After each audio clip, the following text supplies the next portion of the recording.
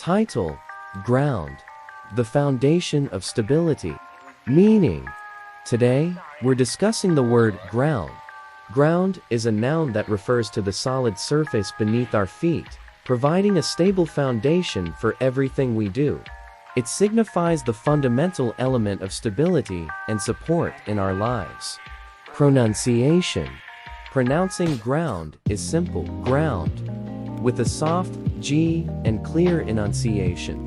Use in a sentence. For example, the ground supports our weight and provides a sense of security as we walk. Importance.